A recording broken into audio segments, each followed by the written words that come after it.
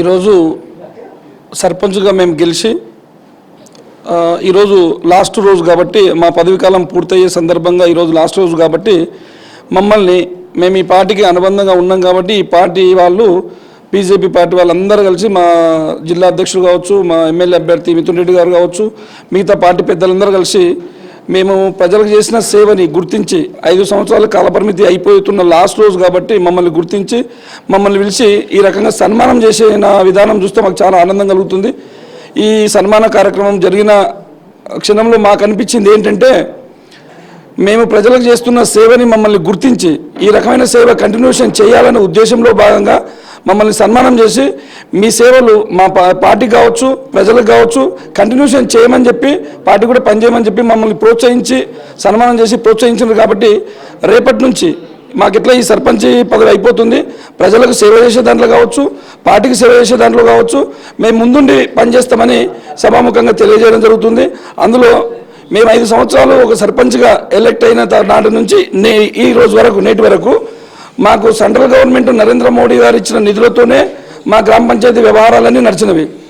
ఒక 10 రూపాయలు ఇచ్చే దాంట్లో 5 రూపాయలు మాత్రం ఇచ్చి ఇంకా 5 రూపాయలు ఇవ్వకుండా ఇప్పటికీ నాకు తెలిసి ప్రతి గ్రామ పంచాయతీ తెలంగాణలో ఉన్న ప్రతి గ్రామ పంచాయతీ 20 నుంచి 15 లక్షలు 20 లక్షలు ఒక్కొక్కటి యావరేజ్గా తీసుకుంటే, పెద్ద చిన్న గ్రామ పంచాయతీలను పోల్చుకొని యావరేజ్ తీసుకుంటే 15 నుంచి 20 లక్షల రూపాయలు గవర్నమెంట్ మాకు సర్పంచులకు బాకీ ఉంది.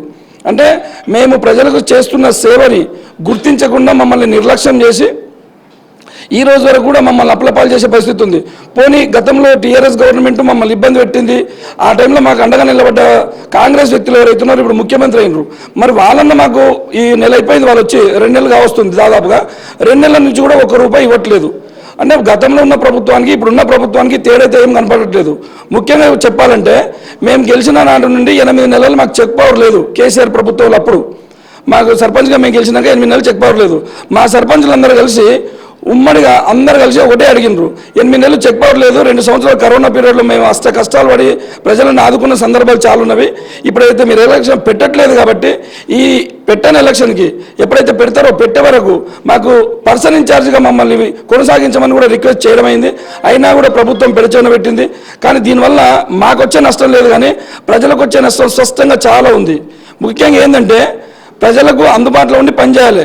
నువ్వు డ్రైనేజ్ శానిటేషన్ విషయంలో కావచ్చు, లేకపోతే ఊర్లో ప్రజలకు అందుబాటులో ఉండి పనిచేసే విషయం కావచ్చు. అధికారులు ఏం చేస్తారు, ఉదయం వస్తారు, మధ్యాహ్నం వరకు ఉంటారు, వెళ్ళిపోతారు. మధ్యాహ్నం నుంచి మళ్ళీ ఉదయం వరకు ప్రజల సమస్యలను పట్టించుకున్న నాతోనే ఉన్నాడు.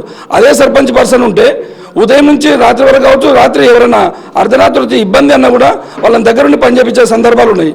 అందుకే సర్పంచ్ పర్సన్ని ఇన్ఛార్జ్గా పెట్టడానికి ఉద్దేశం ఏంటంటే వాళ్ళకి బాధ్యతలు పెట్టి ప్రజలకు సేవ చేయమని చెప్పే దాంట్లో భాగం ఇది. కానీ ప్రభుత్వం గుర్తించట్లేదు.